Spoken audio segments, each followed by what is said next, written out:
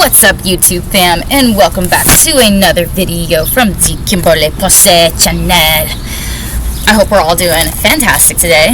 Y'all girls coming in hot with an excellent word about how to keep your cool when they be trying to get you mad for no reason. You know, how to be cool as a cucumber when they're trying to embroil you into their drama. You know, we don't need that. We're better than that. We ain't gonna stoop to their level, give into their mind games, malignant narcissism, inverted satanic matrix. Nah, we're children of God. We don't even consider that level of tactic at all. You know why? Because we got this. We got the good word. We got the good word every time, every day. Know what I'm saying? This is my second time filming this video because the first one just disappeared somehow, and I'm like, yeah, that means I'm on it. So it's actually a compliment to receive like warfare or to have my computer be hacked. Like it's a compliment. It means it's confirmation that the devil is literally terrified of my power.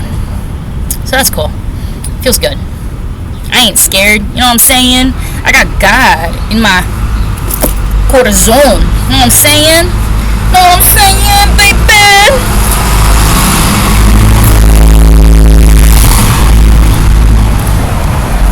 Know what I'm saying, baby? Know what I'm saying, baby? Baby. Ooh. Oh, we even got some coffee. Woo.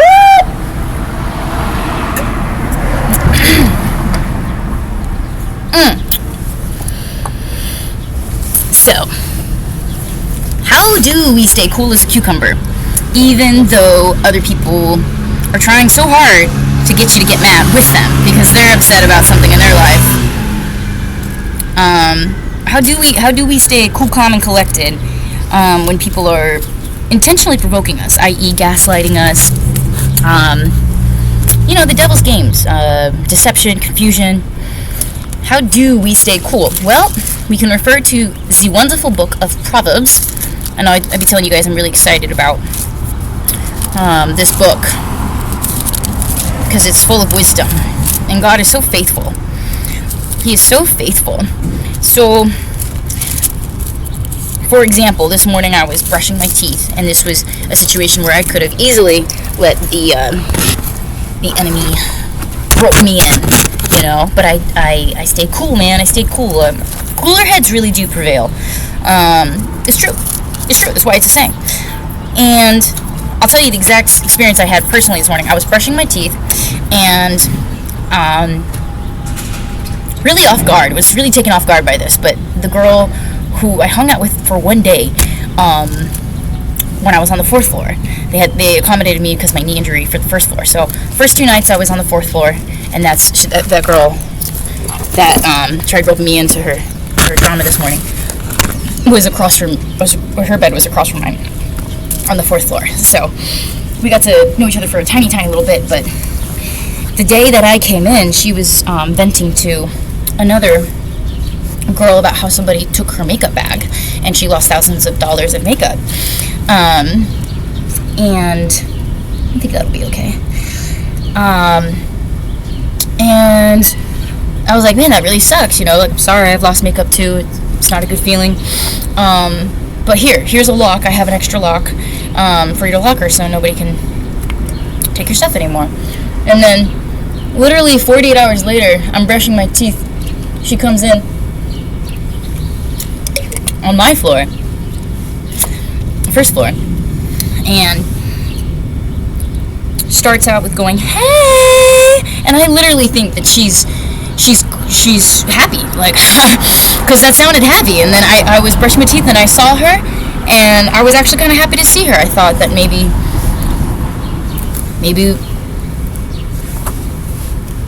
it was going to be like a convivial greeting, and so I started to like almost reach out my hand to do like a one-armed hug, and then I was brushing my teeth. I'd be like, hey, like, good morning.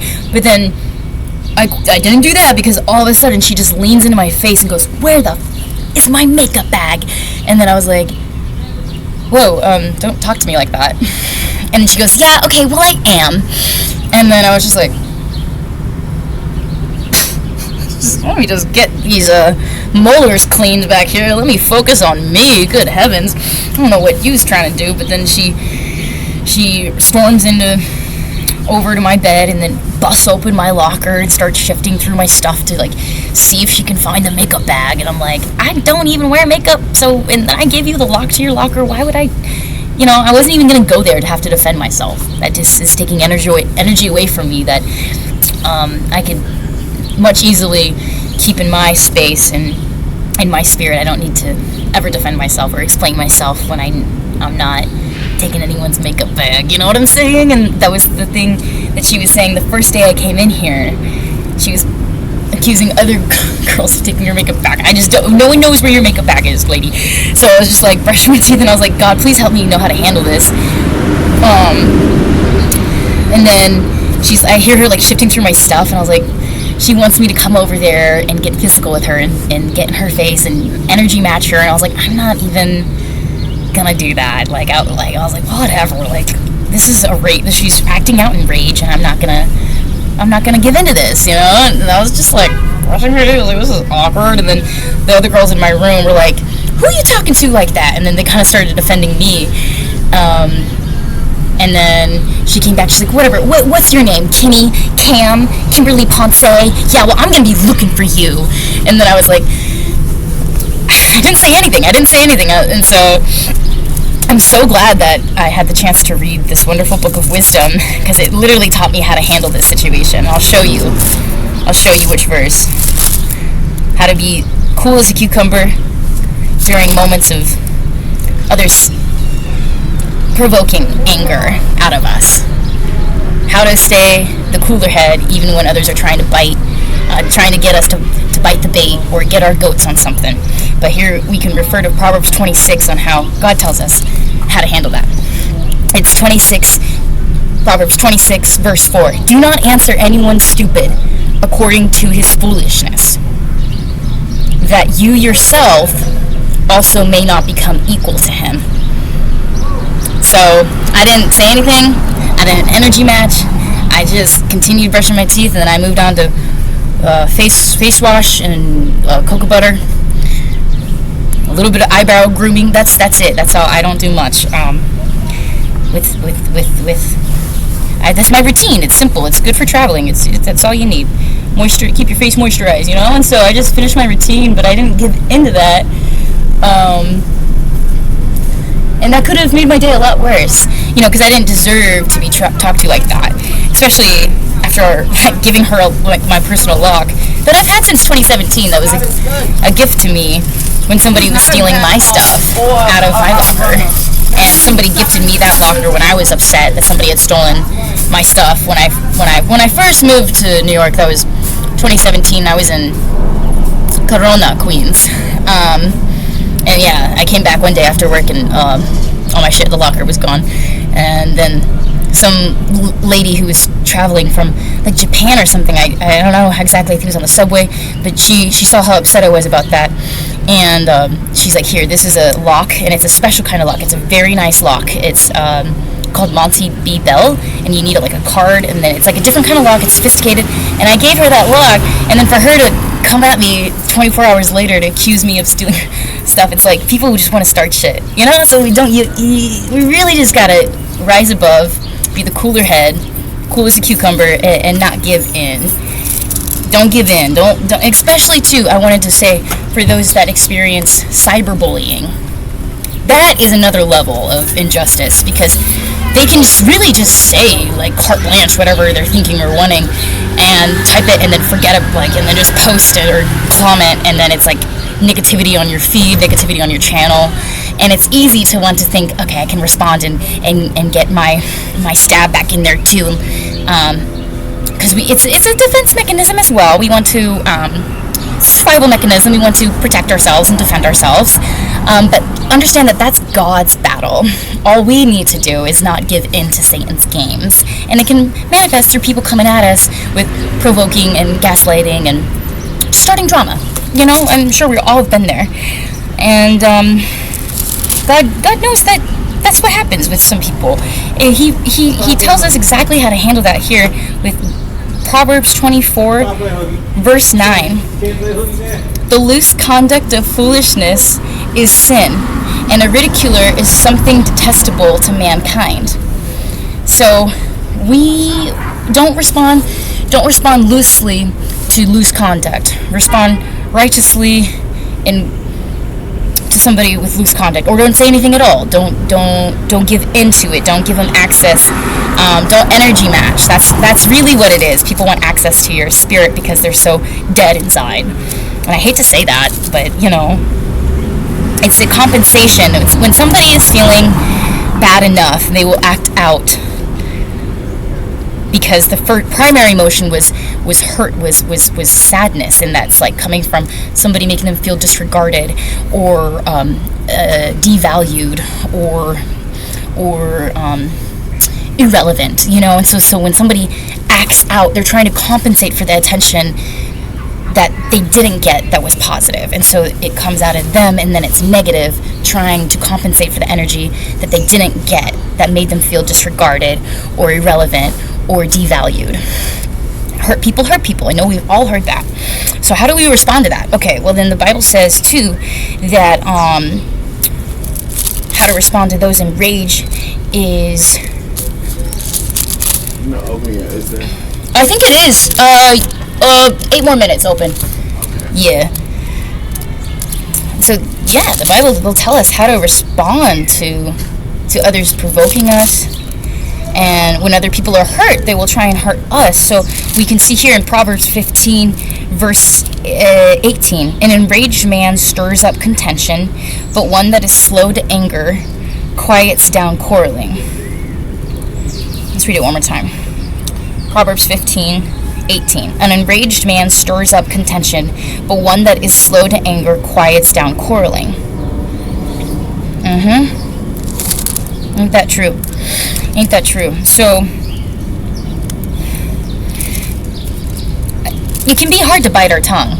You know, maybe it's a boss that's disrespecting you but treats everybody else better. You know, there's an abundant amount of ways that injustice perpetuates itself in society, and you have absolutely every reason to be righteously angry and righteously want to defend yourself and say something or you know, not let them treat you like that. However, that's God's battle to fight. All we have to do is just not give in to that contention, that stirring anger. That's all we have to do. Resist the devil and he will flee, right? And because we see right here as well, Proverbs chapter 15, verse 3, the eyes of Jehovah are in every place, keeping watch upon the bad ones and the good ones. So he sees what those people are, you know, the sin, the transgression that they're trying to, you know, shove down your throat and get you to respond and get you to be angry with them, because misery loves company too, right? We've all heard that. But God sees every place. His eyes are in every place, keeping watch upon the bad ones and the good ones. So he'll come and vindicate you. He'll give you glory. He'll reward you for keeping calm during that situation. He'll fight that battle for you. All we have to do is just not give in to the stirring contention, the anger, the violence, the hate, any of those negative feelings. We just have to look the other way, resist the devil, and he will flee, or turn the other cheek. So we don't even have to fight that battle with that person, even though it kind of feels like in the moment we have to defend ourselves as survival techniques. And of course, use discernment and your own judgment. If your life is in danger, you got to do what you got to do. My law professor who taught us criminal law said, your first defense should always just be try to get the fuck out of there. But if you have to, obviously, yes, preserve your life in the case where it's self-defense. But what this book of Proverbs is saying is just don't even give into the contention, and if you're slow to anger, then that will quiet down quarreling as well. And then this one is so powerful, and I guess this will be the last, maybe the second to last verses that we got for the day. It's Proverbs 14, verse 29. He that is slow to anger is abundant in discernment, but one that is impatient is exalting foolishness. So when we kind of, have you heard of the word meekness and how meekness isn't weakness? That's kind of like what is going on here too, because when we are practicing the spirit of the fruits of the Holy Spirit, it's gentleness, kindness, lovingness. Sometimes I imagine in my head I'm a habitation of flowing waters of love and forgiveness, and that kind of like zaps any anger or rage that I have in that moment or even the day. And it's a beautiful way to cognitive reframe or redirect the thoughts of, okay, this is that person, it has nothing to do with me. I am a flowing habitation of water of loving forgiveness. and it'll kind of like push you right back into the will of God and the agreement of goodness and light. And so when we also practice that slowness to anger, we reach more accessibility with God. Because if you think about it, when you're angry, you're not really able to take in information.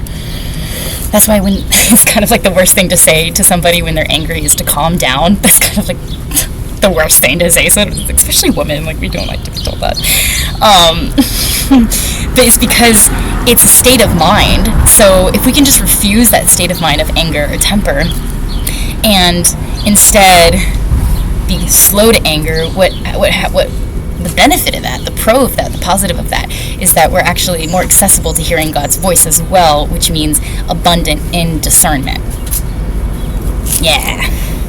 But one that is impatient is exalting foolishness. So, it says it all right there, man. What an awesome book. And then,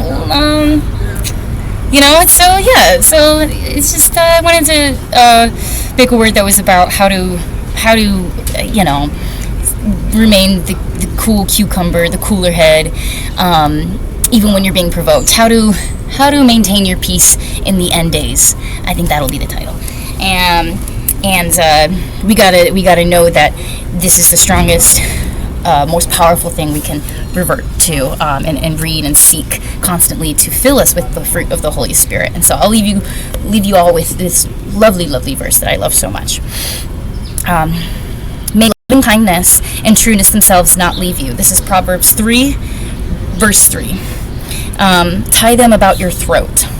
So I hope this was encouraging or informative, and definitely inspires you to not let them get you. Don't let them get to you. Whoever the opposition in your life is, you know who they are. You know how they make you feel less than, and you know that you're not less than.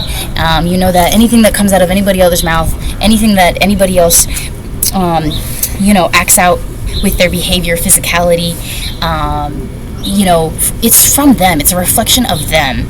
And so you got to realize you are your pillar of own strength just for reserving your calmness and your loving kindness. And I've definitely experienced times where I feel like I've honestly flipped the handle and let the people, I bit the bait, so to speak. And I was like, okay, and then I knew how that felt, and then it didn't feel good because I wasn't able to, regulate the high emotions in that situation. And then they kind of get one over on you. It feels like too when you lose your temper. You know what I'm saying? It feels like they kind of win, and that's why we got to resist the devil and he will flee. But it's not easy in today's world to not bite the bait, because they set it up in so many different kinds of ways that sometimes we're even vulnerable or susceptible to biting the bait based off of how we're currently feeling. And that's why it gets extra tricky, because it's all a state of mind. But don't let them get to you. I kind of really feel led to read this verse one more time because it's so good. Sometimes we just want to say something back to somebody saying something crazy to us just out of self-defense. But let's finish it with this one. Proverbs 26:4. Do not answer anyone stupid according to his foolishness. Do not answer. Don't even give in. Don't give him access. Don't give him the day of time. Do not answer anyone stupid according to his foolishness, that you yourself also may not become equal to him. Yeah, guys, that's the word. Thanks so much for tuning in today. Stay around for more awesome content, and you know what comes next. Stay safe, stay blessed, stay chosen. Bye!